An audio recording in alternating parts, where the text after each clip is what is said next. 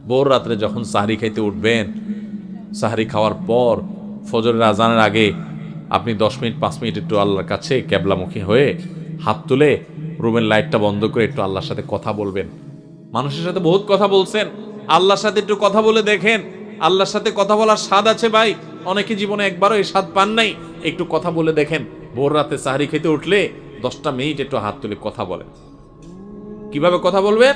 কথা বলবেন এইভাবে, ও আল্লাহ, কত গুনাহ আমি করেছি, কত পাপাচার আমি করেছি, মরতে আমার হবে, তোমার কাছে যাওয়া আমার লাগবে আল্লাহ।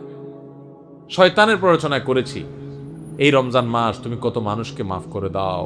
নবী করিম সাল্লাল্লাহু আলাইহি ওয়াসাল্লাম বলেছেন, ওয়ালিল্লাহি উতাকাউ মিনান নার ওয়া যালিকা ফি কুল্লি লাইলা। রমজানের প্রত্যেক রাতে আল্লাহ তাআলা অনেক মানুষকে সাধারণ ক্ষমা ঘোষণা করে দেন, যে যাও অমুক অমুক অমুক অমুক, যাও তোমাদেরকে মাফ করে দেওয়া হলো, জাহান্নাম থেকে মুক্ত ঘোষণা করে দেওয়া হলো।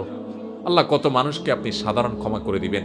আল্লাহ আপনার সাধারণ ক্ষমা পাওয়ার জন্য কোনো যোগ্যতার দরকার হয় না, আপনি চাইলে যাকে তাকে মাফ করে দিতে পারেন। দুনিয়ার প্রেসিডেন্ট প্রধানমন্ত্রী চাইলে একটা দেশের যাকে তাকে যা খুশি তা দিয়ে দিতে পারে। তাদের যদি ক্ষমতা, তারা তো মানুষ। আল্লাহ আপনি তো মহান সৃষ্টিকর্তা, আপনি তো চাইলে আমার সব অপরাধগুলো মাফ করে আমাকে ফেরেশতা বানায় ফেলতে পারেন, পারেন না আল্লাহ? তো আল্লাহ আপনি আমাকে মাফ করে দেন। একটু আল্লাহর সাথে কথা বলবেন।